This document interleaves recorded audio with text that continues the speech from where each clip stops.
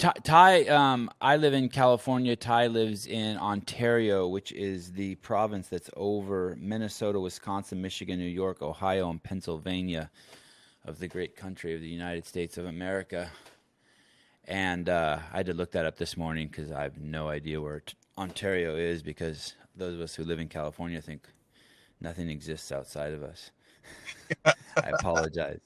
Yeah. And Brian lives in the Chicago area. Okay. Um, I want to I want to start and tell a quick story about why what attracted me so much to Ty and why I reached out to him to have him on the podcast. Many years ago, I was in Africa. I was in a very isolated village where people spend their entire life fetching water. That's all they do. It's just rows of people walking anywhere from a mile to 10 miles a day to bring water to their family. The only objects that they had that I recognized from my life was clothes. Everything else, they lived in teepees, and they didn't, all their utensils and pots and pans and everything were all homemade. And I was walking, I was filming with a dad who was 90 years old who lived with his five grandkids, and the mom had died. I was told the mom had died from AIDS. Anyway, and one day we were walking on this trail, and everyone's barefoot, and I mean, it's really like out of a movie. It's like I felt like I was in a time warp.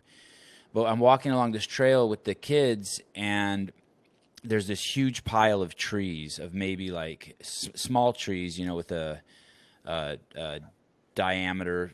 The smallest trees is being circumference of being my arm, and the biggest trees is maybe being like the circumference of a basketball. And there's this huge pile of trees that's like 20 or 30 feet tall, and they explained to me that there was a elephant there with its baby, and a lady who was fetching water stumbled across the elephant and the baby, and the elephant grabbed the woman, used its trunk and grabbed the woman and beat her to the ground and killed her, and then pulled over all the trees in the adjacent area and covered the woman. And they said that's how intense elephants are about protecting their young. Not only did it kill her, but then it buried her under, maybe it was 50 trees. I mean, it was a huge pile of trees to make sure that the threat was neutralized. And how I stumbled across Ty's account is he was, I presume he was in his house, and he was giving a talk that basically explained his frustration of how the response, the COVID response, and I want to be very clear, not COVID, but the COVID response was affecting his daughter's life. And it really resonated with me because I have three boys, and that's the only thing I care about, too, is how the COVID response is affecting my three little boys and what I need to do as a parent. I'm singularly focused on making the world a better place for them. And that same passion that elephant had to preserve its baby at all costs. And they said elephants are super friendly when they're not with their kids, but when they're with their kids, you have to stay the fuck away from them. And I just felt like he saw this exactly like I did. Him and I would have no problem. Like if we were 18-year-old guys, this COVID thing would be great. It would be more time at the bar and meeting girls, but we're not 18-year-old guys. Something biologically, emotionally, chemically has shifted in us, and at all costs, we're willing to do anything and everything to make sure our kids have a healthy and prosperous world to live in. And the numbers of children dying under the age of 18 are statistically so low for this SARS-CoV-2, and there's a lot of evidence that shows that kids are better off getting it and fighting it off themselves, that we're seeing something that makes no sense if we are singularly focused on protecting our kids. And bingo. So here he is. And the miracle of modern technology has allowed us to use our Star Trek devices and jump on a call together. Yeah, man. That's a crazy story, man. And no, you're absolutely right. Had I not had children, would I have taken this as serious? And not really. I mean, my business has not been affected. I'm an essential worker. Um, aside from not being able to go catch a movie or go to a restaurant, I mean, nothing's really changed. It's just my kids, not being able to get on the big yellow tube to go to a school to be with their friends. I mean, I've already had my opinions on the public education system, but just being able to shelter my kids as much as possible, but it still penetrates, right? It's infiltrated my life. They're suffering now. We're a year into this, and you know they're just unaware against anything that they should be fighting right now. So that's why it's up to me to show up and fight for them. You know. Give me 1 second. Give me 1 second. Sorry. Hey, welcome back. Hey, I don't know what happened there. It just booted me out for some reason. Maybe when I stopped recording. So pick up where you left off. You were basically saying if you were 18 years old, how this wouldn't have affected you. You wouldn't have probably responded like this. Yeah, definitely not, man. Because I've just always been the type of person that I navigate life on my own terms, and like I said, being an essential worker, still being able to make money. I mean, this stuff really doesn't affect me. I've got, 3 decades of my life where before this happened. So for them to tip the scales, this would have to go on another 30 plus years for me to go, oh, I guess this is just the way it is. I still know the difference, right? Kids have no idea. And, especially really young kids who have now been we're year 2 of this. Soon they're like, they don't even really know the difference, and soon they'll never know the difference, right? So it absolutely is the reason and the passion, my motivator, behind me even speaking out or wanting to do anything is because, I used an analogy last week, at the rallies that I host, and I said, picture this life as a relay race, and I'm running, I got the. Damn, lost him again. Man, I don't know. I don't know what to say.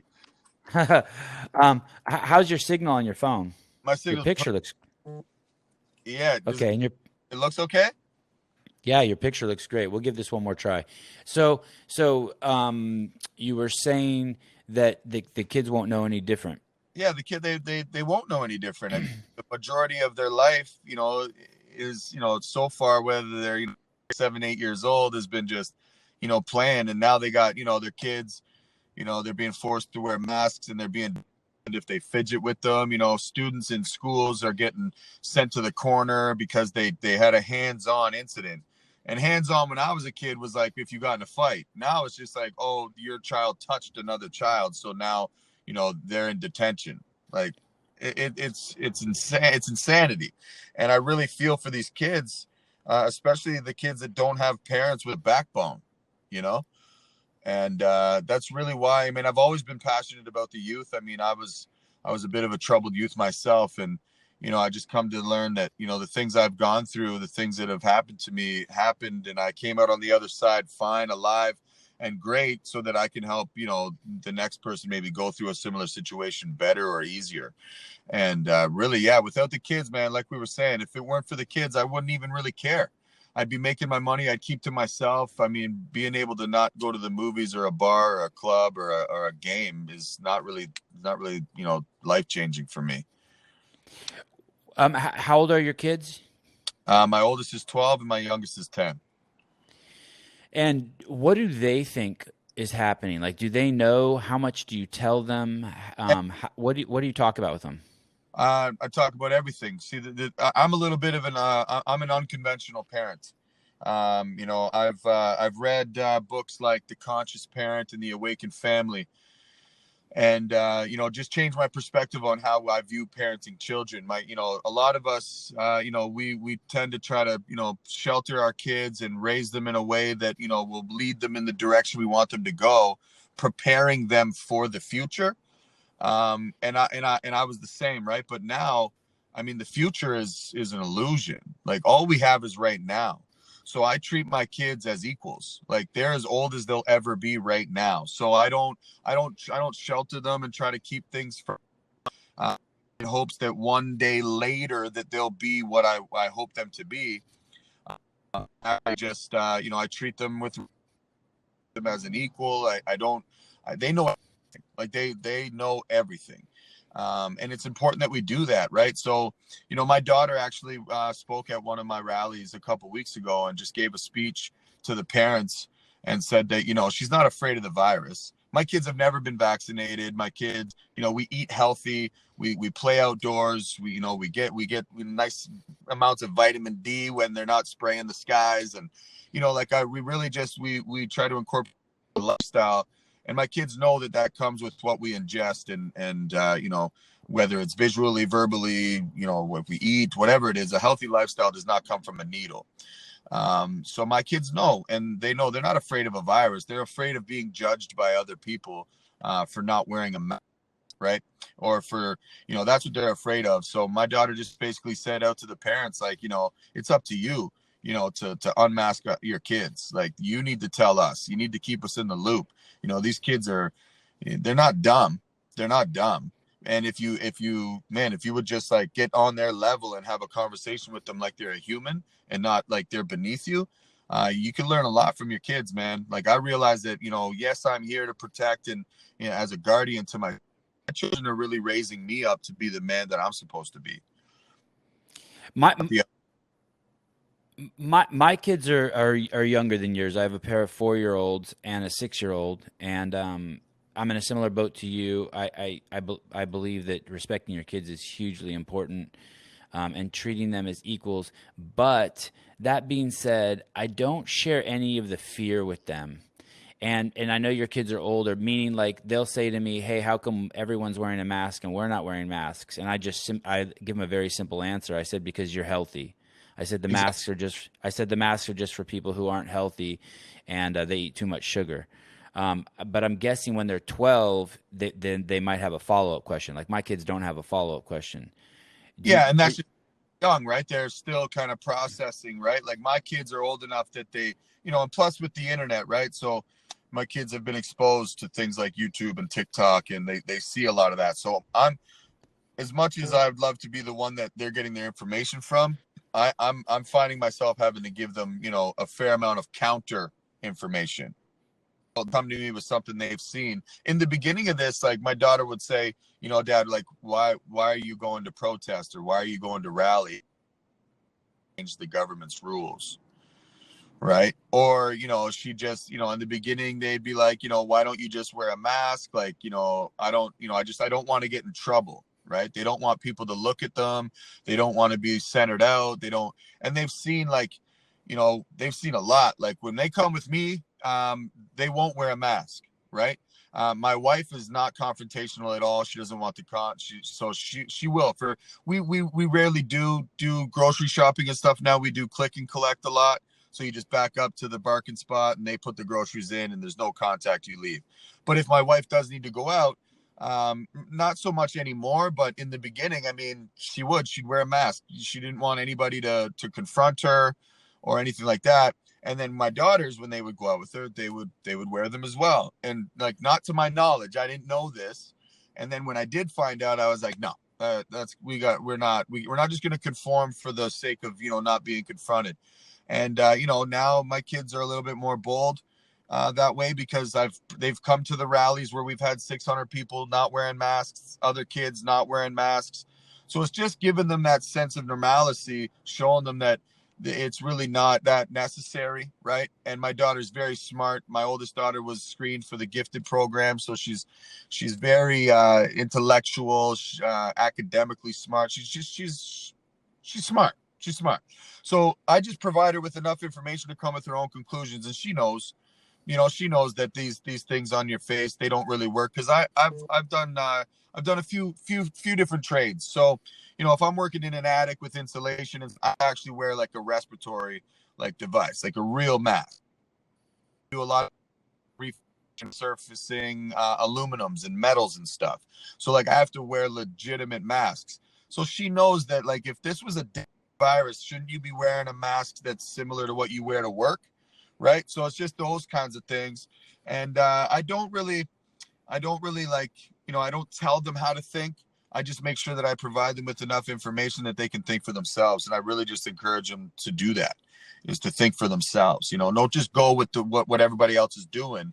You want to like question these things, you know, a little, you know, like what's really working and what's not. And it was hard in the beginning, but I mean, we're 56 weeks into this thing now. You know, we've been under some of the most strictest lockdowns, I think, next to China and Australia. And you know, it's just it's getting bad now, man. We've lost over 300,000 businesses. Childhood suicide. I mean, kids are killing themselves between 9 and 17 years old. That's gone up by 70%. You know, just a lot, man. Kids are suffering now, you know, and I get it. You know, seniors, yeah, small businesses, sure, and everyone else, okay. But like I was saying before, when the call dropped, is like, as a relay race, we have the baton. And I have to run my best race so that when I pass the baton to my daughter, who is the anchor to the future, I have to run my best race to set her up in the best case scenario in a position to win.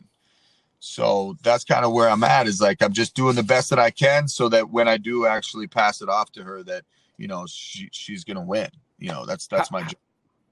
How old are you, Ty? I'll be 38 this year. I'm 49. I don't know if you remember, but when I was a kid, the big fear, the biggest thing that it's probably the most fear I ever remember being in my lifetime was nuclear holocaust. There were tons of films about nuclear war. It was like always in the news. There was always this crazy tension on the news with the Russians. So there was, and my parents, and I was really young, and my parents tried to.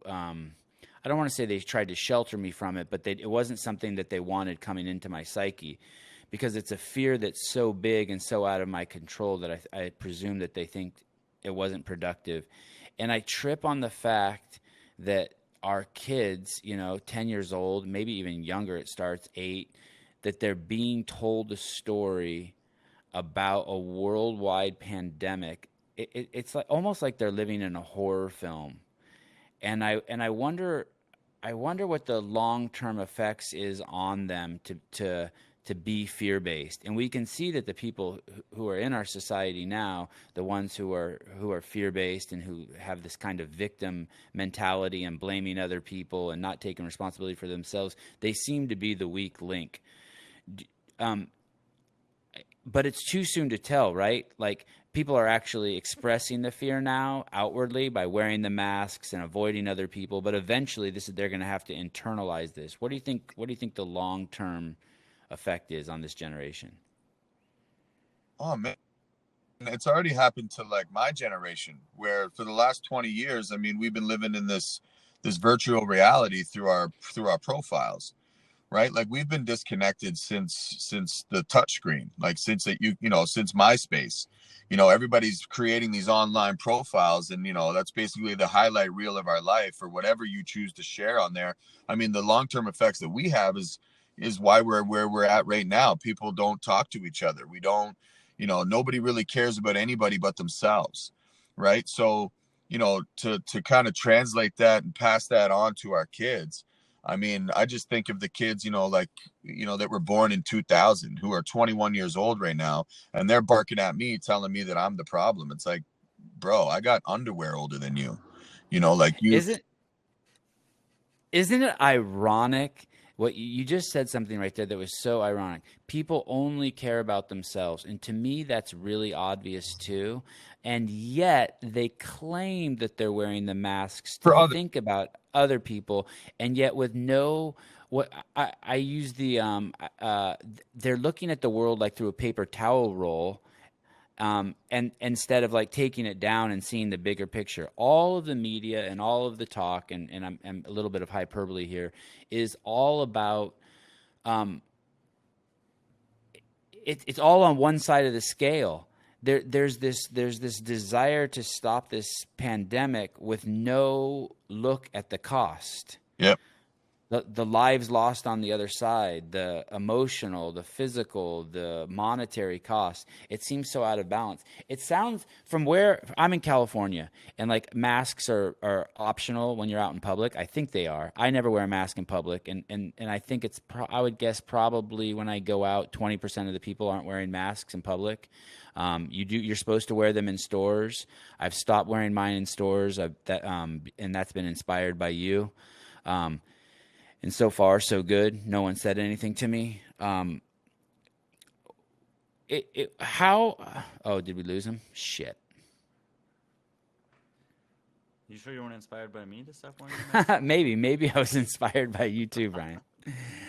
I hear these people just saying now that they're just going into stores, and that if they're asked to leave. It's interesting. No one's confronted me. Hopefully Ty will come back on now.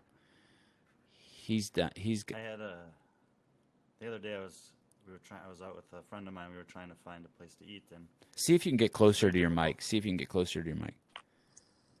Good.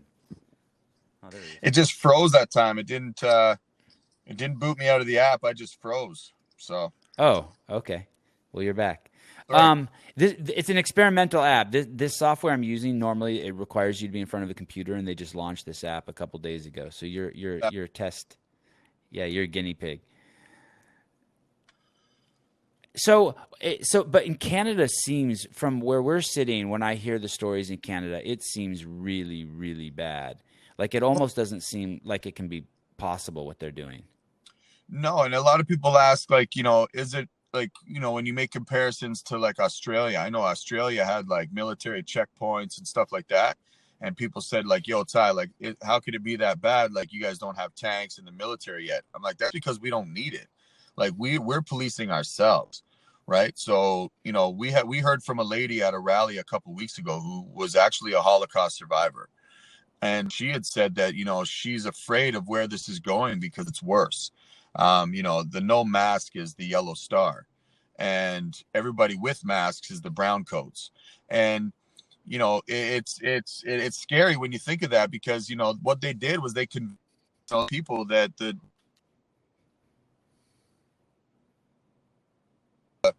they're the carriers of, right? Like, and Klaus Schwab from the World Economic Forum just declared that unvaccinated people are a threat to humanity. So this is where we're headed. And, and for people to say that we're insane to use those parallels that have happened in Nazi Germany to now, it's like, no, we're not in the death camps yet, but they didn't just do that overnight either. That was years of propaganda, right? That was years and years and years of them finally convincing the people that, and that's where I'm at right now. Like, I've been spit on. I've had people want to fight me. I've had the cops called on me. I've had, like, I've been surrounded by 20 people out in public telling me that, I need to wear a mask and I'm the problem. They wish death on me. They hope that I get and die. And it's just, this is the level of divide that we're dealing with up here, is that if you don't wear a mask, you're worthy of death up here right now. And it's really bad, man. It's really bad. And, everybody is still saying that, no, it's just a mask. Do your part for, we got to save our seniors. And I always turn it around and flip it and say, well, hold on a second, because if you really wanted to save your seniors, put them in the long-term care facility to begin with. You would have put them in your basement or an in-law, taking care of your in-laws on your own. But what really happened, the reality of it is you met with your brother and your sister and your cousins, and you decided that she was a burden. So you pawned her off to the system, right? None of you wanted to step up and take care, right? Because they might need the diaper change. They might need to be pushed around in a wheelchair. Whatever the case is, they were an inconvenience to you. So you pawned them off to the system. And now we're being told that they're dying, but they die all the time. Die. Like, you put them there to die. And now that they died, you're going to blame the guy that doesn't wear a mask. Like, so, this is how I know people don't really care about anybody but themselves, right? So that's why they're like, just wear the mask. And I was sharing this with some friends the other day. I don't know if any of you guys have siblings, but I'm the oldest of 4 brothers. And, as kids, if we were doing something and, horsing around, whatever, getting rowdy, mom would always say, okay, enough's enough. And, whatever, like, stop this, and take the PlayStation away or take something away from us and tell us that in order to get it back, we all had to do this.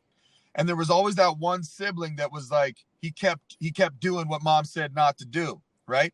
And mom, oh, that's another week without it. Oh, keep it up. A week without it. And we would get mad at our brother, not because what he was doing we thought was wrong, but what he was doing was causing mom to prolong our grounding, right? So people aren't mad that you're not wearing a mask because they're afraid you're going to kill people. They're just mad because you're disobedient, right? And that you're the reason why they are still grounded, right? It's like, we want to get out of our room, just do what mom says. And now we're adults, and I'm like, well, what mom's telling us to do is unjust. It's not scientifically based. There's no reason for it. What we're doing wasn't wrong. They just didn't want us to do it. So that's kind of where we're at, is that mentality of people are mad at you, not because they're afraid you're out spreading a deadly disease. Everyone knows it's not. Like, if people still believe that then I don't even engage with them anymore. I don't even try to explain to them that masks don't work and you can't actually catch a virus. I just keep it moving. And, that's where we're at, man. It's like, it's insane. They'll break social distancing and remove their mask to tell you how much you are for not wearing one. And it's just like, dude, you realize that you just broke social distancing and you were spewing spit all over my face while you took your mask off? Like, who's really the problem here? And it's bad, man. And that's why I'm really worried about the kids, because kids are getting bullied. Parents are utilizing the mask exemption and sending their children to school without masks, but those kids are now getting segregated from the rest of the class. Go eat your lunch in the corner. You're not allowed to play with us at recess. You got to have your recess by yourself. And other kids are calling that kid, a COVID spreader. You're a nan killer. Like, whatever. And these kids are getting bullied, and these kids are then going home and they're swallowing whatever jar of pills they can find, or they're cutting themselves. And this is what we're dealing with, right? So that's ultimately why I decided, like, man, I got to take this fight to the streets, man, because if people aren't going to fight for this kid, somebody does. Somebody's got to speak up for these kids. 1.4 million patients in the United States in care facilities. 1.4 million, with an average life expectancy of 13.7 months. And that's probably around how long we've been in a lockdown. And it's crazy to think that anyone in there now who's dying could even be, with that kind of math, can even be reported as a COVID death. One, they're on the end of their days already. And the reason why they're in care facilities is because I would say the vast majority of them, they ate like shit and they treated themselves like shit growing up. But if their life expectancy is only 13.7 months, and we have 200,000 people that have died in care facilities, it's amazing that people can't do the math to me. By the way, Brian, that blue light on your mic has to be facing you. See how I can see it? I shouldn't be able to see it. That's why when you talk, it's that a boy. You're killing it. Did you ever think of yourself as an activist before this, Ty? No. I mean, I've always tried to, like, motivate. I've done a lot, man. I've kind of been there, done that. Got the t-shirts and the tattoos, right? I've done a lot in my life. And very early on, I realized of me going through all that is to, like I said earlier, to help other people go situations better, easier, less painfully. As an activist, no, I never really did much, man. I would, like, volunteer at youth groups, stuff like that. I try to show up for the youth. I've always been passionate about the youth, just to let them know that, there are people out here advocating for them, fighting for them. But in regards to, like, protest and stuff like that, no, man, I've always just been super focused on, creating a life and providing a life for my family. So it's really only been this last handful of months that, I took it upon myself, organize my own rallies, bring speakers. We've got doctors and microbiologists and frontline nurses and addiction counselors and youth workers. And these are the types of people that I bring to my rallies to give education and information to people that comes directly from source, and not a link that got shared or a video or something like that. So, nah, man, I've never really considered myself, at the very least, somewhat, just to say, look, if I can do type thing. And then when, when this hit, people said, yo, Ty, how did you, like, when did you know? Like, when did you know that all this was kind of bull? And I was like, well, when the second plane hit, it's been 20 years that I've known that you can't trust anything you see on TV, that they're only going to show you what they want to show you on purpose. And that, it's all bitter, man. Like Rome never fell. This is, it's all just from what's going on behind the scenes. And, with all these false flags and things that happen that are spectacle in the media, I just, especially when, there's just two things, like a rule of thumb is, find out who's to gain and who's to lose.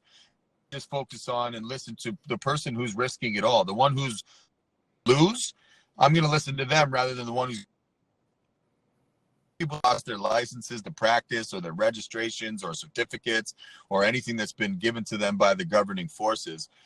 There's nerve dragged through smear campaigns. Anybody that's speaking out against this thing, people don't listen to them because, but I listen to them more because they're right. Ty, one of the things, I think it was on a recent video you did, and you talked about the importance of giving people something to believe in. Obviously, the people who are wearing the mask, getting the vaccine, etc., are buying into something and believing it, and that's why they're acting the way they are.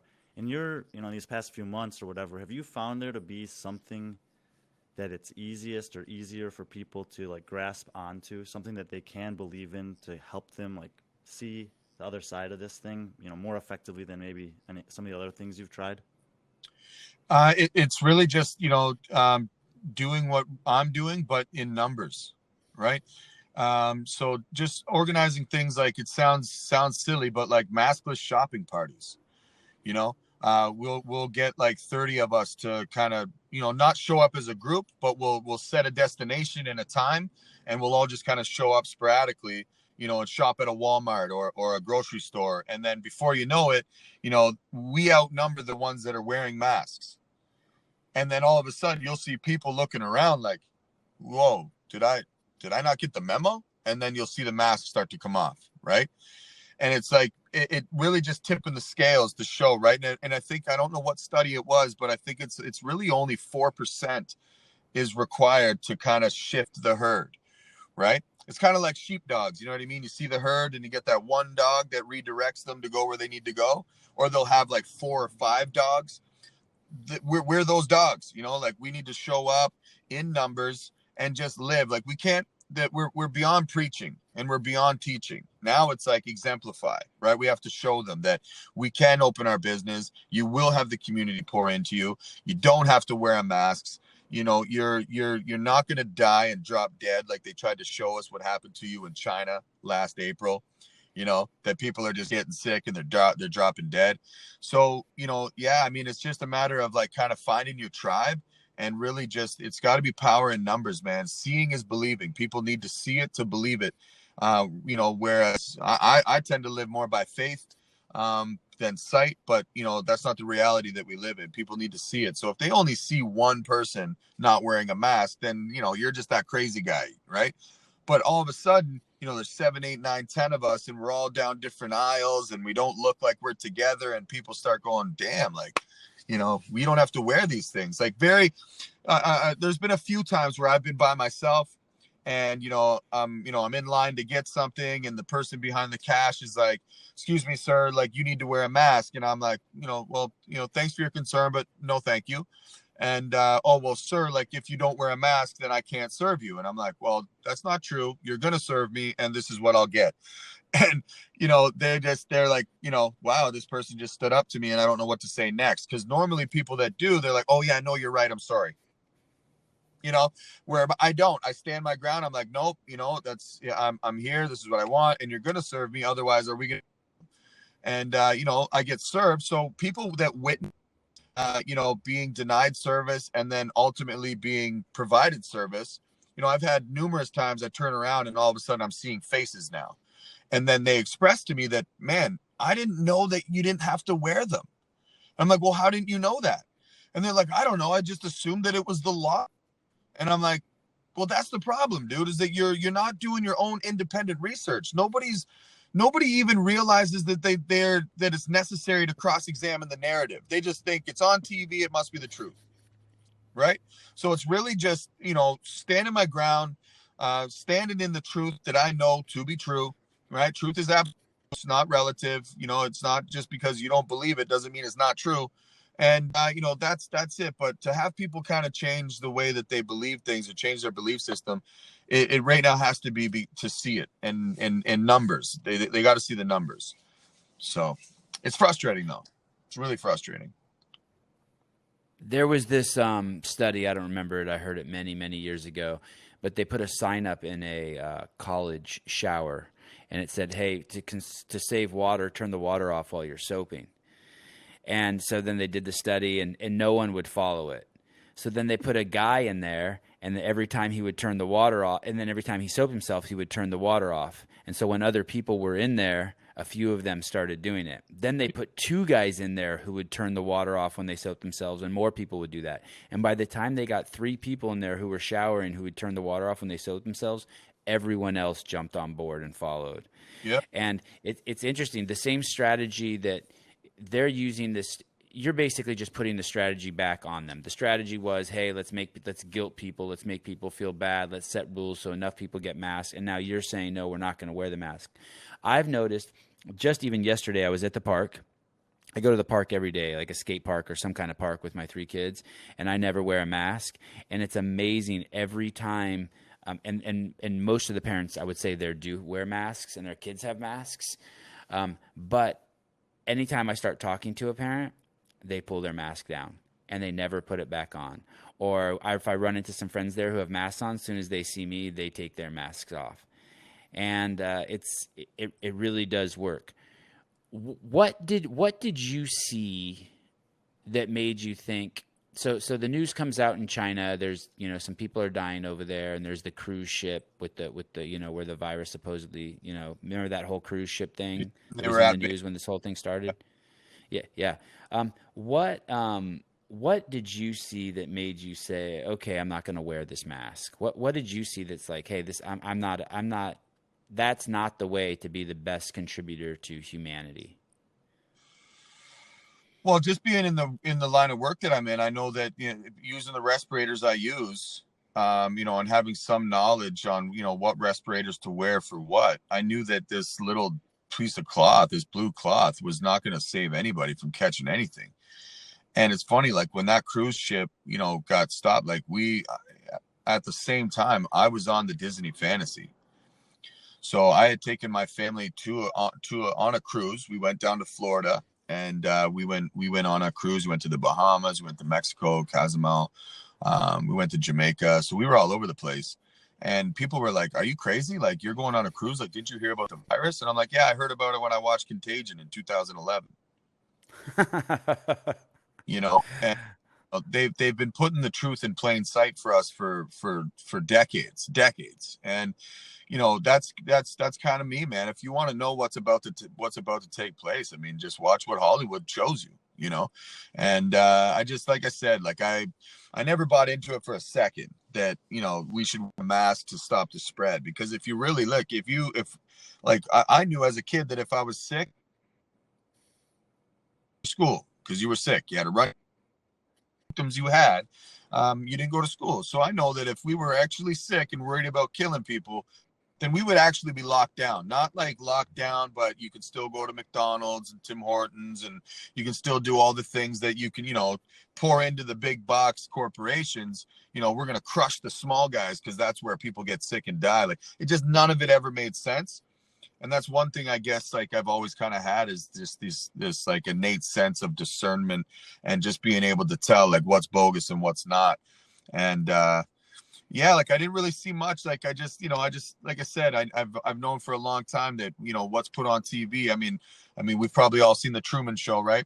we're all just extras at best in a Truman Show, right? Like we, and I kind of get a kick out of people that, call us freedom fighters, when really we're not fighting for freedom. We're fighting for privileges, because freedom means sovereignty. And to be sovereign means that you have to get your own food, your own power, your own water, your own everything. To actually be unplugged from the system would be freedom. What us being plugged into them is the same thing. It's like, it's like your kids living at home, right? You live at home. You're not really free. Mom still pays the bills. Mom still makes sure you're fed, all that stuff. You're not really truly on your own until you leave the home. And that's what that's kind of, how I feel about it is, I know friends that, are nurses, and I know some friends that went to med school and stuff. And like, they only wear those things when they're considering, like, they're doing like surgery and stuff. And they don't want just droplets falling into open wounds and stuff. It's not respiratory, So one thing that I saw, it's just, man, it started years and years and years and years ago, and even with the toilet paper shortage, like that happened in the Soviet Union in the 90s. Like, seeing these certain things that kind of all tie into like how they're trying to implement socialism and communism, it's all, history repeats itself, man. All you got to do is like find out what's happened already, and you'll know that it'll happen again, because there's nothing new under the sun, man.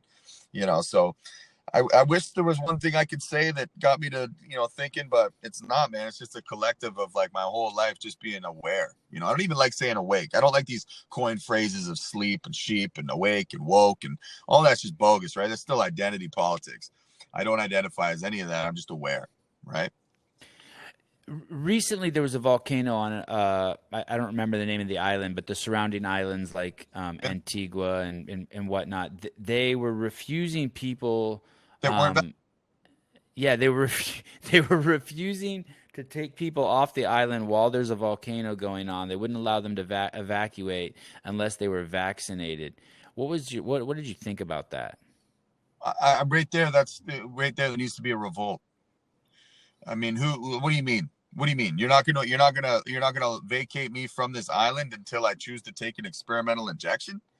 Like, to me, a big uproar of outrage. There has to be. Like, it's not, then this, the people that are like, well, if you want to get off the island, then just take the vaccine. Like, what does that have to do with anything? It has nothing to do with anything. And it just reminds me of, I Am Legend. How they wouldn't let off the island. Right. And everybody got that vaccine, and then they all turned, zombies. Like, that is just insane. It's insane. And for people to think that that's okay, whoo, man, that's a really scary position to be in, that people don't see that as a problem. Ty, Go ahead, you talked Brian. about you've mentioned like your faith a couple times, and I heard you said like nothing new under the sun, which I think is from Ecclesiastes. Has faith always been a big part of your life, and do you think that that's like something that you can fall back on no matter how people are treating you? Yeah, man. So my parents, my parents separated when I was real young, and my dad always made a point to like drag me to Sunday in there, right? But then my grandfather, basically my rock, passed away when I was 18, and just unruled, drugs, dropped out of school, just really started heading down a dark road. Done a lot of things that I wish I never did. Ultimately brought me to where, I met my wife. I met my wife at 22 years old. She knew exactly everything. It was the first woman that I ever was completely transparent and honest with everything that I've said and done and did. And she never ran away. She stayed. So we got married because I figured that was the only thing that was going to save my life. And, I ended up getting baptized when I was 23. And for the first few years, it was great. And then I fell away, right? I fell away from it again, started giving into like, my worldly, fleshly desires. And, I guess they call it backsliding. And it wasn't actually until, a couple weeks ago, man, that I was like, I was in a really bad place thinking like, man, what I'm doing is showing, unfruitful, right? My attempts are falling on deaf ears. Nothing's changing. I'm worried about my kids. What do I do? And I met somebody who just reminded me that, Ty, man, like, we got to stop putting our hope into this world, right? the world is always going to fail you. Stop putting your hope into this world and start putting your hope back into God. And, that just kind of gave a transition, of my perspective of like, yeah, man, here I am thinking of like worldly, temporary, physical realm where, regardless of what you believe, man, I do believe there's an after, right? So once I shifted my perspective to that again, it was like, wow, man. So I could honestly, help people and give them this peace of mind that I have, that, this is all, it's all going according to plan. It's all been written for us. We know we can basically follow along like a Lego manual, of like what's going to take place. And it's really just given me, peace of mind knowing that, it's kind of like, I'm in a bad situation. I got a guy who's going to come and beat me up and I'm scared, but I got a big brother who's going to show up and make sure that no harm is done. And that's how I just picture God, is like, man, he's going to show up and he's going to fight the battle that I don't need to. Right. Yeah, I think, you've mentioned it a couple of times, the peace of mind or the calm. And I think all of us can relate to that. When you feel that sense of calm, then you can put yourself in situations that, other people might want to react quickly to, or they'd be scared to be in those situations, uncomfortable of how to respond to the person who refuses to check you out at the whatever store you're in. But, it doesn't, I don't know if it necessarily has to be faith, but just like a confidence that you're doing something that's not a problem, no matter who's telling you that it is. Well, yeah, and that's the thing. It's like, so up here, you guys have the Constitution, we have the Charter of Rights. And one of those rights is, we have the freedom of conscience. And, I believe that conscience was given to us, by God to be able to discern what's right from wrong. Like, we have the ability to weigh out risk to benefit. Like, we have that. Like, we don't need a horse or a guy on TV with anybody that's been an elected official or a position to tell me what's right and what's wrong. I know that. We know that. We have that freedom of conscience to be able to make those decisions on our own. So, yeah, it's just knowing, like, wholeheartedly, from the bottom of my soul, I know that just because I don't wear a mask doesn't make me a bad person. I'm not doing anything wrong. That's not wrong, right? And for that to be demonized, like for someone to be like, well, just seeing what happens to people that don't wear masks, especially women, seeing and then ridiculing a woman who's decided not to. And I'm like, man, why would that happen to me in public? Like, let me see that happen to be handled like a man. It's disgusting what's happening with this stuff. So yeah, definitely to have a peace of mind, to have that confidence, knowing that comes from just, using your conscience, right? Using your conscience. These people know that it's like back to the brothers, and the siblings and getting in trouble. People know it's not necessarily right. Like, and it's not necessarily wrong not to wear it. It's just the fact that that's what they're blaming, right? You're the reason why we don't get to lift the lockdowns, because you're disobedient. They know it's not that, oh, you're wrong. It's just you're disobedient. Let me, I've had an internal struggle, Sevan. Let me finish this thought here. Internal struggle this past week or two. About a month ago, I decided to stop wearing the masks. I live in an area that's very, very pro-mask, vaccine, lockdown, and speaking out against you if you don't follow those things. It's very tough, but I'm aware that it's not really a representation of everyone. It's just how it is in this area, and I know that. But I was getting a lot of the situations you were talking about. I couldn't check out at stores. Several employees were surrounding me. Other customers were telling me, "I hope your family dies from COVID." It's really, extreme. But they care about people. These extreme reactions to just being a calm person in a store who's saying, "I mean you no harm. I'm not going to cause you any ill effect. I just want to buy my groceries and go home." And it was happening over and over again. And so I just decided last week to just order my groceries, maybe like you're doing. I just ordered them online, drove to the store. Still no mask there, but they're wearing masks outside as they put them in my trunk, and I can drive off. And it's not confrontational. But a part of me feels like I'm giving in, even by doing that. And I just was curious, at the risk of me being a little bit vulnerable here, do you feel like that's, a soft move by me?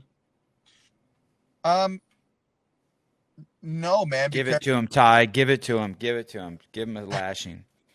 Yeah, I mean, listen, man. I'd be I'm guilty. I'm guilty as charged, bro. For the same thing, and so is my wife. I mean, at sometimes you just, do I have it in me to fight today? Do I have it in me? There's days that I'm just like, you know what? There was a point. Christmas Eve is when they put us in our second lockdown, which is funny how they got these lockdowns numbered, but we've been in lockdown since last March, so it's been a year of lockdowns. They keep like lifting some different ones. It's like it's been a year of lockdown. So this lockdown 1, 2, and 3, it's all the same to me.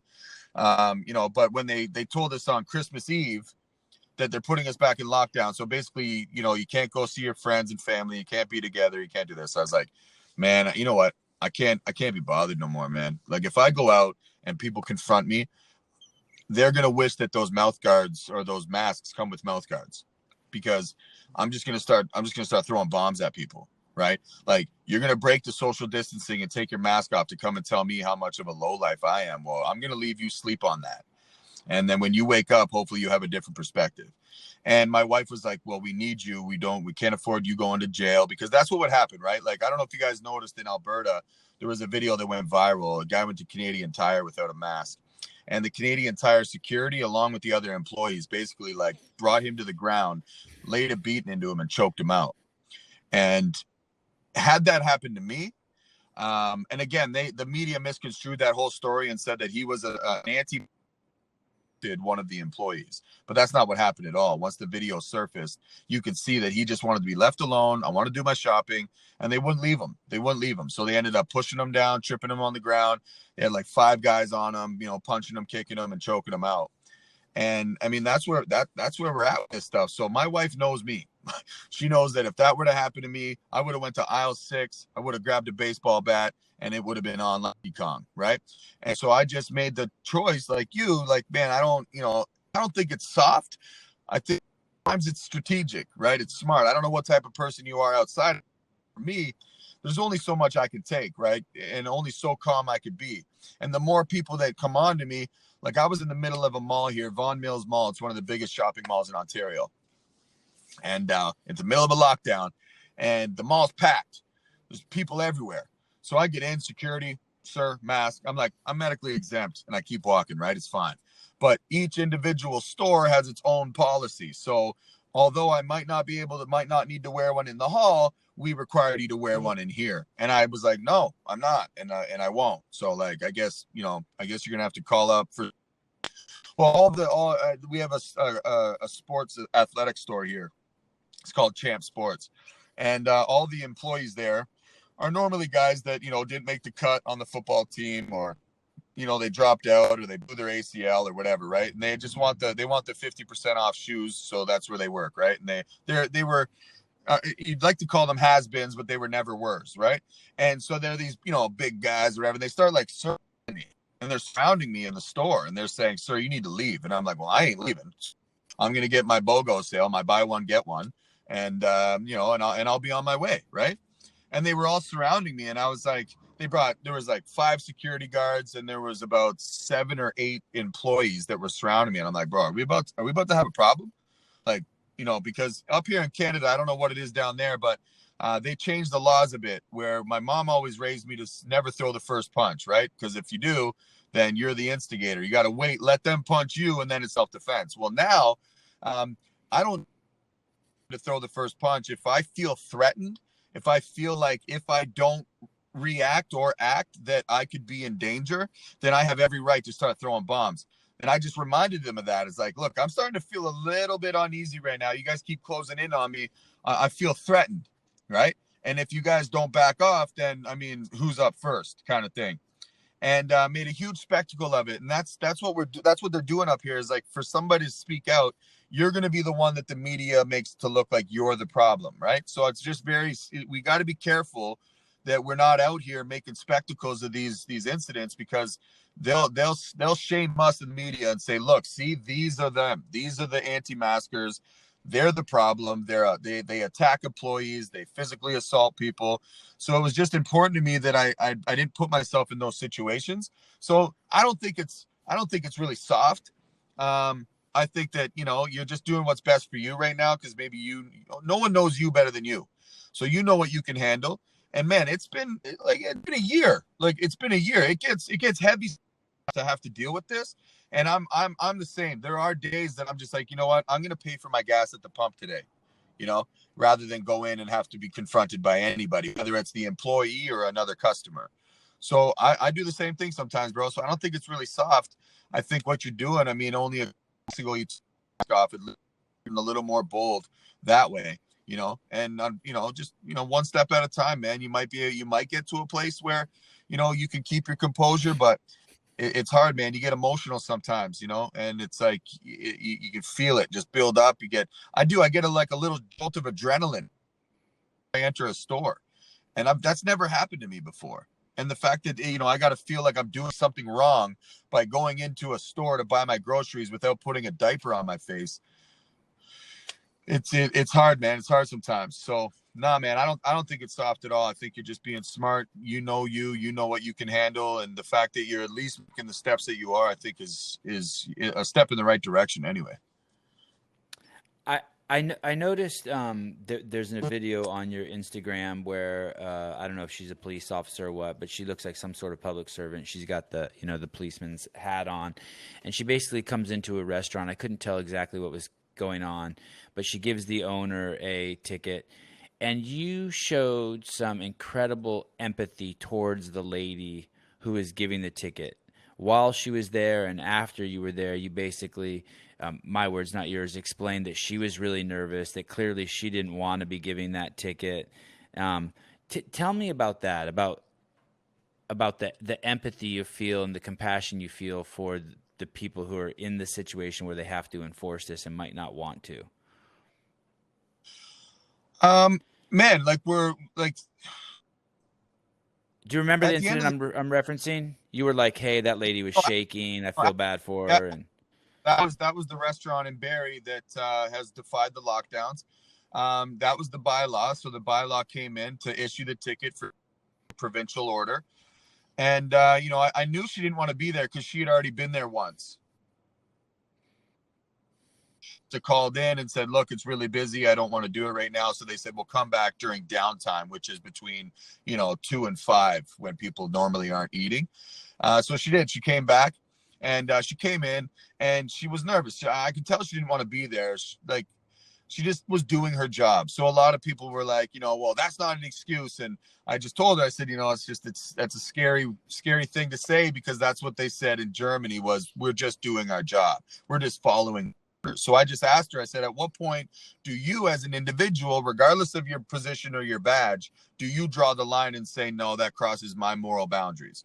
And she says, look, I'm just doing my job. When it comes to COVID, I'm doing what I'm told. So she was young, probably in her mid 20s. Again, these kids, they don't really know. I've lived through several pandemics already, right? Swine flu, H1N1, SARS, all that stuff. Like I've been through all that. She hasn't. So my focus shifted, about 4 or 5 months ago.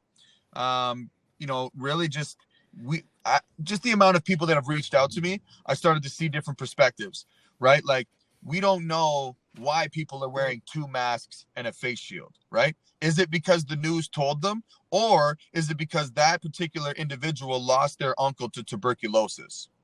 Or if that person ended up losing, their great grandmother to polio, right? Like people have their own reasons for doing things, and it's not our job, or is it even our right to judge that, right? Like we don't know. You don't know what people have gone through. You don't know why they make the decisions that they make.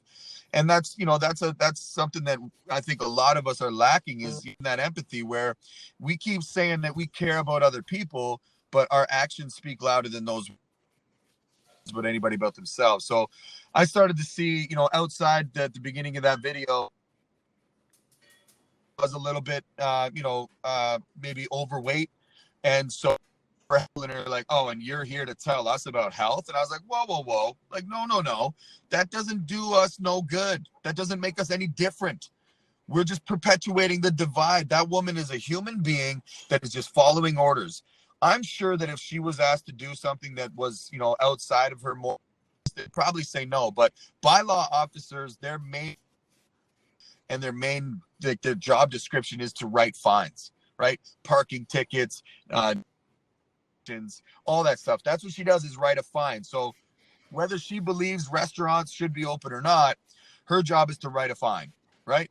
And I just think that it's important that we extend, the empathy and compassion and grace to that woman, knowing that she's not there. She wasn't at home and took her ticket book and she's like, I'm going to go to that restaurant. I'm going to open a ticket. Somebody told her to do that, and she feels obligated, right? And that's why we have to, if we're going to end the lockdowns, we have to end the divide. And to end the divide, we have to share or present or express ourselves to other people in a loving manner that's going to allow them to open up to receive whatever message we're giving them. So Yeah, that's critical. I think that the thing, sometimes I feel like we lose sight of it, but I don't really have a problem with the masks or the vaccines. And I certainly have empathy for people like you've described who have certain situations that they might benefit greatly from doing those things. What I struggle with is the fact that I'm not allowed to choose which one I want to do. absolutely, like, you want to wear one, if you want to sign up, right, for the experimental injection, because it's not been approved, it's not any of that. The only reason that they can give it to you is because there's an emergency order. Now, if we lift the lockdowns, then there's no more emergency, right? So then now they can't give it to you. They have to go back to the drawing board and then test it on rats, right? That's the only reason that they're able to administer this, is because there's an emergency.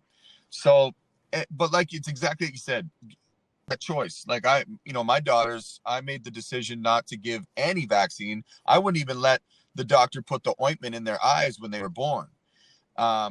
Simply because, to touch back on the faith thing, I think we were created perfect in God's image. We don't need to do anything external, especially in the beginning stages of our life.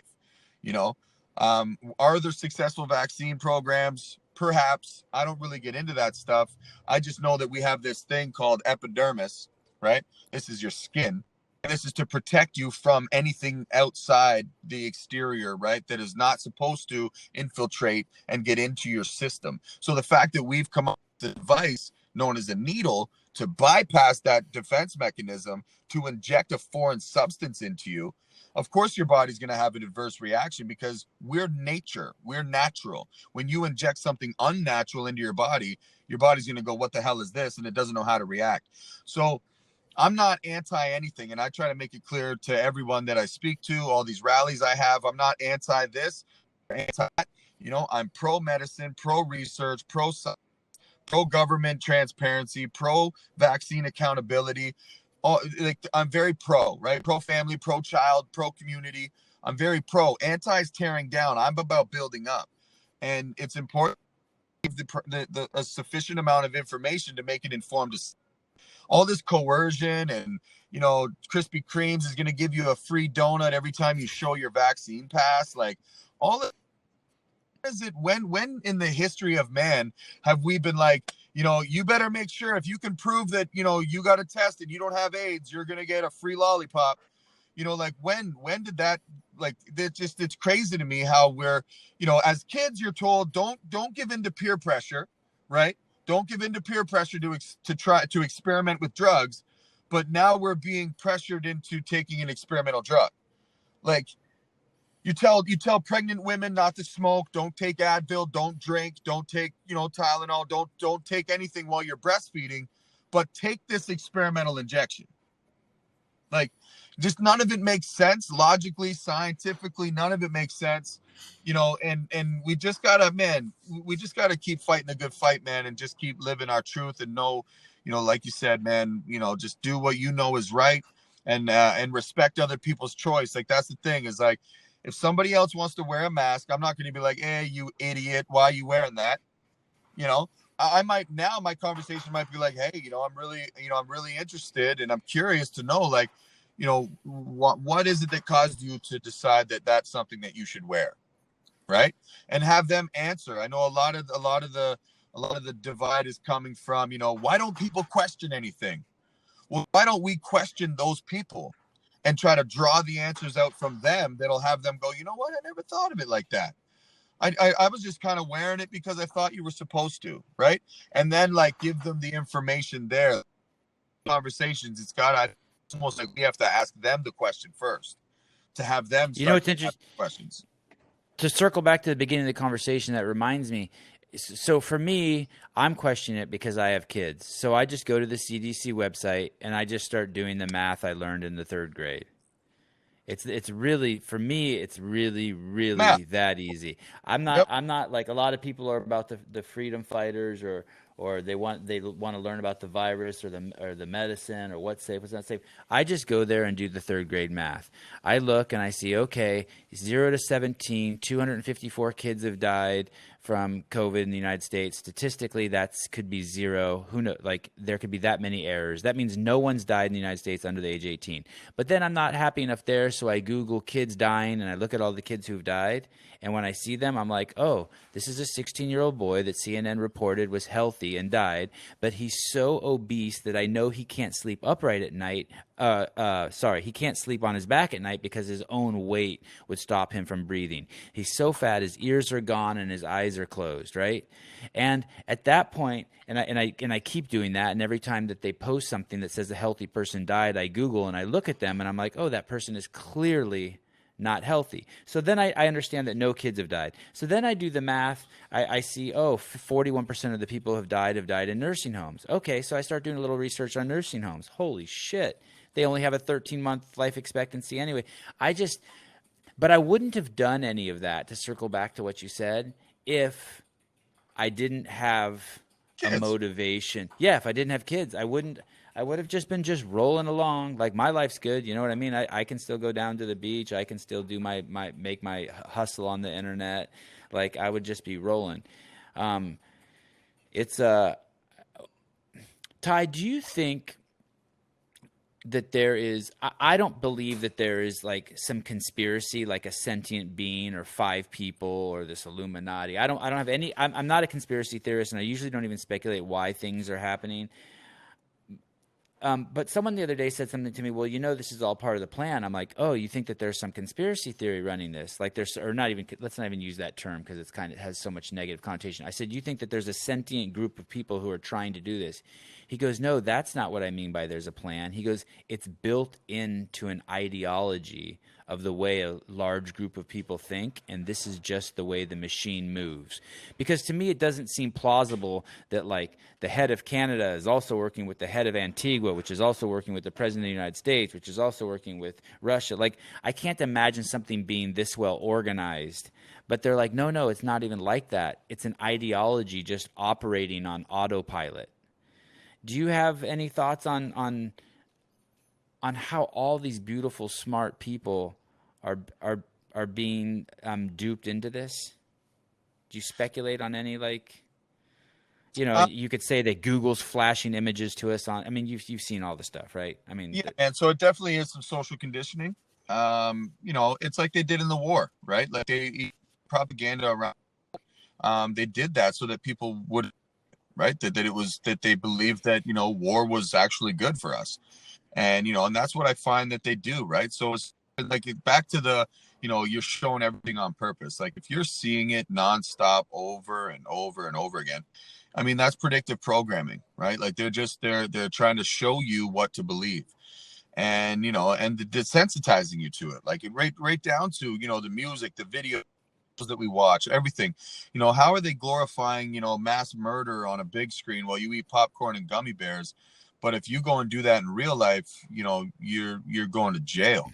Like, how do you determine reality from fiction when it's glorified that way? Like these kids. I remember when Sopranos was out. I was just a teenager now, and I forget the name of the character, but he ended up, they killed him and they cut his hands and feet and his head off so they identify the body. Well, there were two in this province that did that to their mom, and and they cut her head off and her heads and her feet, and they buried her. They threw her body in the lake, and they did it because they seen it on The Sopranos. And that was what they said. They're like, well, we wanted to get rid of her mom, and that's how they did it on Sopranos. So how do we expect? It's like Eminem says in one of his songs, that he's seen these 2 kids in the front row of like a Schwarzenegger movie, and the kids are, he's with his Uzi and he's killing people, and the kids are going, yeah, go go go, and the uncle there is like, You know, like, so it's made cool in the movies, right? So everybody wants to be famous, everybody wants to be somebody. And you know, there's definitely, I mean, now than it used to be back in the day, but when you see something on TV, it's very hard to tell if that was real or not, you know. Blood spatter and CGI and all this stuff, it looks really cool. And as to that, right? Like, you watch it on TV and you don't think there's anything wrong with it. Then they show a story on the news and to tell you that this is real. To you, it's just on a TV. So what's it? How is it any more real than what I just?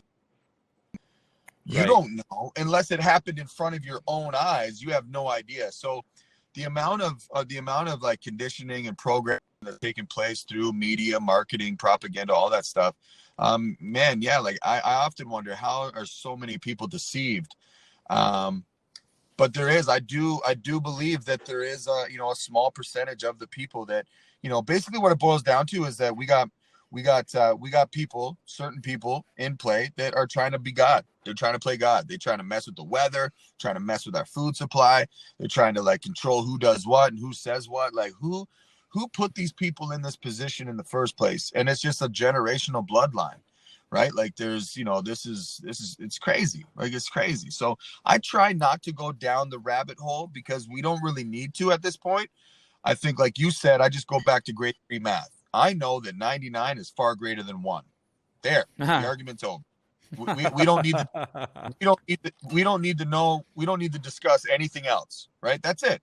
99% of us do not deserve to be deprived of a normal life to save the it's not even a 1%, it's like 0.27 of a percent. What we're doing all of this for, and like you said, 15-month lifespan anyway, that we're already dying of X, Y, and Z. So I just don't. And that no one healthy has died, Ty. I've put the challenge out so many times. I want to see someone who doesn't eat sugar and doesn't eat refined carbohydrates who's died. Just one. Just show me one. I can't. Yeah, just show me one. Like, I know why I feel like shit. Well, I don't drink anymore, but I used to know why I felt like shit in the morning because I was drinking all night. I knew when I was 20 pounds heavier because, yeah, I ate a 12-pack of tacos, got stoned, and went and bought a 12-pack of Winchell's donuts. I don't do that anymore. I don't get sick anymore. I wake up like I went to bed, like everything's hunky dory. But I don't eat sugar and I don't eat refined carbs, and it's like, I want to see just one. I want to see a 27-year-old healthy human being who's died from this. You cannot show me one. I just need one. Yeah, and they won't show you that, and that's really what scares me the most too. Is that, you know, they've now conditioned people to believe that to be healthy you need a needle. Yeah, sick is a lifestyle. Sick has been accepted in our society as a normal condition. It's really sad. Yep. It's taken away our most important thing. You know, everyone's heard it. The most important thing you have is health. Unfortunately, you don't realize that until you're not healthy. But, man, and I guess probably you know this as a father too. People will ask, you know, I've dialed everything back in my life to make sure that I don't get injured. I don't drink so that I am 100% for my kids when they wake up in the morning. Like, everything is about optimizing. When I'm working out, I don't push for to set a new PR or a new record because I don't want to get hurt. I got to drive the van to the soccer game. You know what I mean? Like, it's what I want to, and not because I'm sacrificing anything. It's what I want to do. I want to like enjoy driving my van, not be like, oh fuck, I've jacked my back again. You know? Oh, absolutely. My kids ask me all the time. We live on a ski resort, so and I don't ski and I don't snowboard. You know, and my kids ask me all the time, Daddy, why won't you come? And it's like, cause man, one wrong move and I'm out of commission. I need. Because I got to make apple cider for you. Yeah, I got to take your boots off for you when you get back. You know, and be able to, you know, provide for family. And if, you know, for that 1 hour of fun, that could ruin it all for us. So, you know, I make sure that they have passes and they can do that. But I absolutely, man, health is, we take things for granted. Nobody really knows, man. Like for me, I've never had an injury until my senior year of high school. And, you know, I was playing football. I had hopes to come down in Florida. And, you know, I blew my ACL my senior year, you know, and now I'm like, you know, I don't go at 100% in fear that I might injure or injure something else. And you know, now I've become more injury prone the older I get. So like you said, I refrain from pushing my limits because it's optimal to be healthy. It seems to me that people in the United States are starting to reach their limit. I mean, I could be completely delusional and just saying that because I'm hopeful. But it seems to me in every aspect that we have way too many. We're asking society to spin too many social plates between all the social justice warrioring we have going on in the United States and this so-called pandemic. And then we obviously know that the real pandemic is that the response to the pandemic is the real nightmare. But I feel like the tide's turning. Like that I want to say they, but let's say we ask too much of civilization to be too perfect, and now people are like, I just feel like the tide's changing. More and more people are, my words, I know it's not your favorite word, but waking up to the fact that like, hey, there's too many. We have to. Trying to get everyone to behave the same way is too hard. Let's go the other way and try to accept people. Yep. Fine, you don't like people with big noses. I'm cool with that. It's totally cool. Yep. I can't force you to like. Do you sense any of that in Canada? Like, do you feel any like Yeah. okay, we're tired, we're done? What? Because in the beginning, I mean, you know, there are some people that were fearful, like, oh no, right? Because they were showing us, you know, in China, people dropping dead. You know, they were showing us in New York that there were, you know, basically like truck and trailers full of dead bodies, right? Like they were really trying to amp up the fear. And now, I mean, it's been a year, right? So in the beginning, you could say, well, I didn't really know. Nobody knew any better. It was a novel virus, even though it's 75% identical to SARS. You know, all these things now, I think it's to the point where there are a lot of people that were like, listen, I wore my mask. I never went and visited my nan. I bought my groceries online. I did my part, you know, show like they want to see, okay, now show us nothing's really changed, right?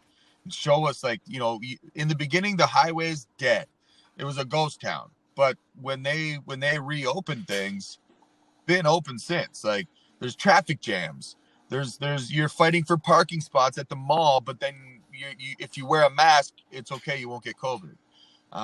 You know, there's all that, but I am definitely seeing a shift in, you know, people that were very obedient to now going like, okay, what gives? Like what's going on here, right? Like why are we doing this?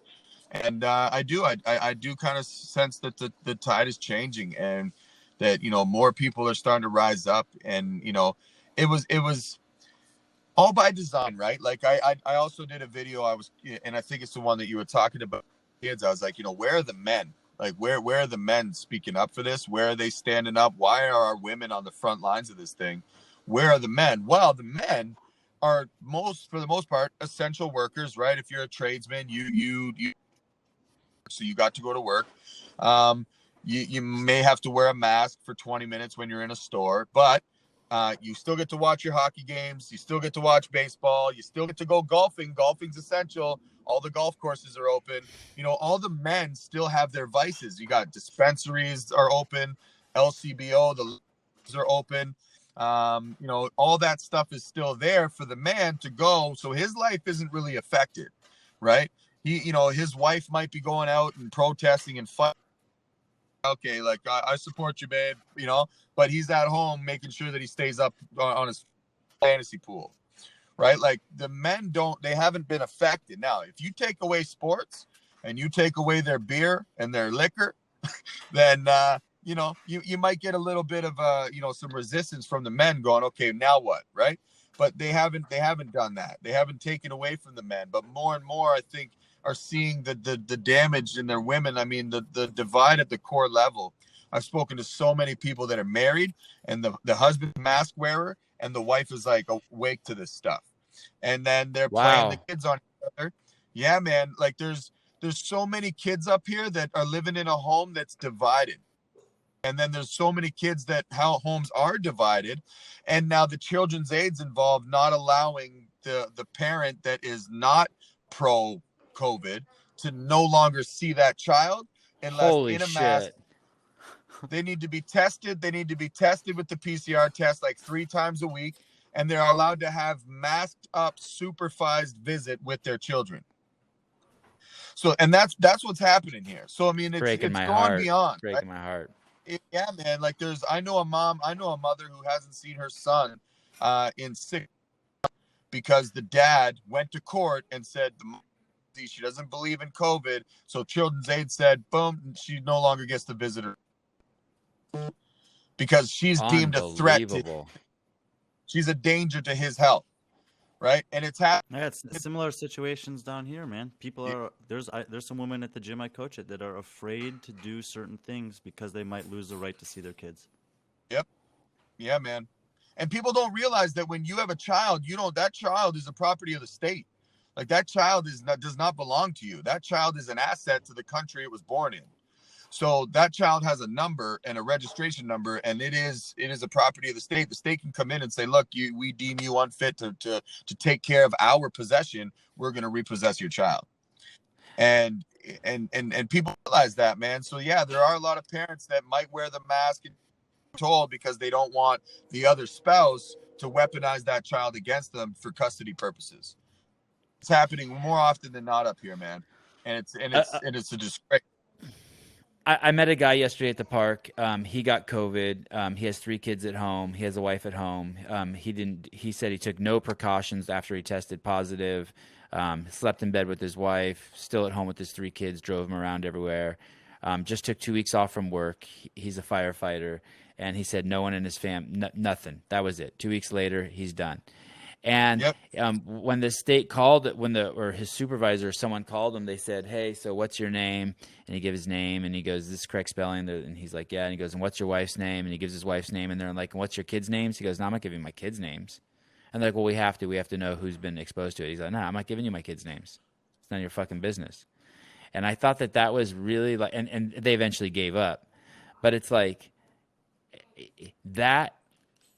I don't want to make people paranoid, but it's at that level that people really should be protecting their kids. When he said that, I was so proud, like to be interacting with a man who is protecting his kids at that level. You don't no one needs to know your kid's name.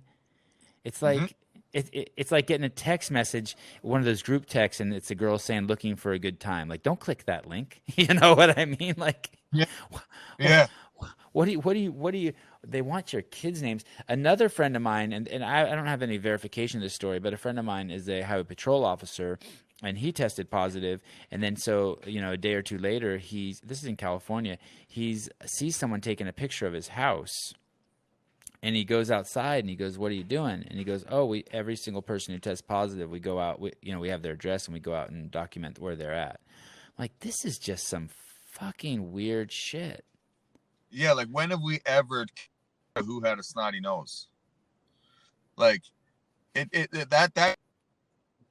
that's really one of the craziest things of it all is that like we're like testing healthy people. Like a virus so deadly you have to be tested to even have it. And a vaccine so safe that you have to be bribed to take it. Yeah. Do you know anyone? Have you had COVID, Ty? It was before that it was officially announced. The December, it was before we left for vacation. It was, and I don't ever really get sick because I do try to stay away from the sugars and the, I am a sucker for a good bag of all dressed here and there. But I for the most part I don't ever really get sick. So, and if I do, it's like those commercials, right, with the man cold. You're like, Mom. Like I get the man cold every once in a while, but this time,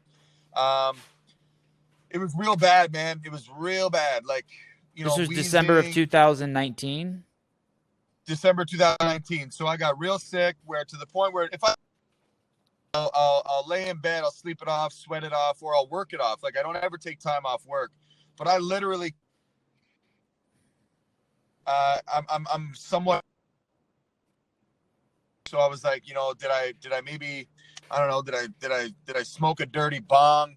Like, do I got bronchitis? Like, why am I feeling like this? And, I ultimately went to the clinic. They tested me for pneumonia, chest x-rays, all back, nothing. I was like, the doctor's like, yeah, weird. Like, there's something going on here. We'll test my blood, check for the flu. Listen, here's we're gonna give you some puffers and just go home and get some rest. I'm like, okay. Was to the point where I was nervous to fall asleep because I didn't know if I'd wake up because of how hard it was for me to breathe. I ended up going back to the clinic, and finally, after all these tests, walking pneumonia, the flu, doing my blood work, they chalked it up as a severe upper respiratory infection. I got puffers, steroids, antibiotics. They threw everything at me. They didn't know what to give me. The doctor basically said, he goes, you're barely getting 30% air to your lungs. And I was like, he's like, how, like, ending right now? And I'm like, bro, tell that to the bank. I got a mortgage paying doctors, right. Right. And so I didn't get diagnosed, but I am kind of curious, like, if they tested me for the antibodies, I'm sure, right? And it's important for people to know, though, it's like it affects people differently based on your level of health. Right. So obviously I had some serious toxins and shit that needed to be dealt with in my body. Right. Like I spoke to a nurse up here. I don't know if you guys know her much down there. Kristen Nagel was a nurse that she got fired for going to a rally in Pennsylvania.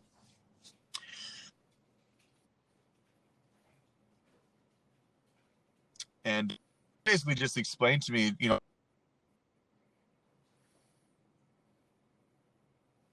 she said that, in medicine and in the pharmaceutical medicine community, they're in the business of suppressing symptoms, right? Sign that your body is working and that there might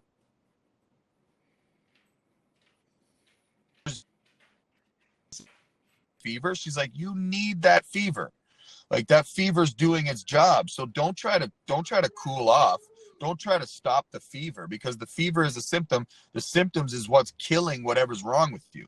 Right. So she just changed my mind to all that. And I was like, okay, cool. So me having the symptoms I had as long as I did, obviously there was something wrong with me, but I amped up, magnesium, my water intake, and just really took that approach rather than, all the steroid puffers helped because I still worked. Like I was still worked, and I'm in construction. So it's very, it's very physically demanding. I have to stop like every minute to catch my breath, which was scary for me. Right. But yeah, no, people ask me if I had it. I'm sure it was that. I mean, if not, it was just the flu, right? With a different name. I mean, it's funny. We had 38 million cases of the flu in 2019, but we only had 1,800 in 2020. Bizarre. So, yeah, that's bizarre, right? But hey, at least we eradicated the flu. We don't have to worry about those 700,000 deaths a year now. Now we'll just focus on COVID. In December of 2019 in California, we had something sweep through here that was crazy. And the business I worked at CrossFit Inc., and about 90% of the people there got sick, and it was crazy. I fortunately dodged it. I think my wife got it, my mom got it, and basically I'm in Santa Cruz, California. It seemed like everyone was coughing and sick, and it lasted a long time.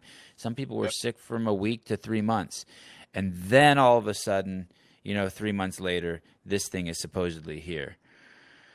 So I feel you on that. Something definitely swept through here. But since then, I every single person that I've known who has gotten COVID, and I don't know if I've had it or not, but every single person I've known has been basically asymptomatic. The most they've said is that they've had boogers. I know a lot of doctors, and they have told me, no, it's really, really bad. People are pouring into the emergency rooms, our beds are full. But once again, as soon as I ask them what's the profile of the person you have in the hospital, and it's type 2 diabetes, every single time. So, well, Ty, thank you so much. This has been great. I'm going to continue to follow you on Instagram and watch your good work. Maybe circle around in 6 months and have a talk and celebrate that masks are off. Yeah, man. I mean, Well, for us, they're off already. So I guess this is our celebration. yeah, no, man. And I appreciate you guys having me, man. And I think it's important to, really all I've been trying to promote is just to have these discussions, right? Being told to stay 6 feet away from each other, cover your face. They're eliminating human connection, right? And they're trying to eliminate communication, right? You're afraid to talk to somebody because if you get within 6 feet, you might get a little droplet on you that's going to kill you in 4 hours, right? Like, so it is, man. It's important that discussions and to have these discussions with our friends, our neighbors, our colleagues, and express ourselves, like, and let people know how we feel, because everybody's feeling like, oh, we're all in this together, but everyone's so you'll be surprised that, if you reach out and you engage in these conversations, that we're not alone, man. A lot of people think like us, a lot of people feel like us, but they don't know anybody else does. So they're going to keep to themselves. They're going to keep compliant. They're going to do their part, right? To hopefully so mom takes us out, lets us out of our room. And, moving forward, man, I always try to like leave people with a action, like what can we do? And, just with your family. They've taken first days, worst days, birthdays, last days. They've robbed us from a year. You can't celebrate this. You can't do this. You can't do that. Just do it. Just do it. We're not, you know what I mean? Like, I lost an uncle. I didn't see him for a year because they were afraid of this. He ended up passing away. I haven't even been able to pay my respects because they won't let us have a funeral. So just do it, man. Pull your nan out of the LTC, put her in the in-law suite or whatever, man. Your kids out of school, and just connect with people, man. People need people now more than ever. So, I appreciate you guys and what you're doing, man. I appreciate you having me on here, and looking forward to just staying connected. Yeah, man. And hopefully in a few months, we can. Yeah, man, it was good that we were doing what we were doing, because now we're on the other side of that.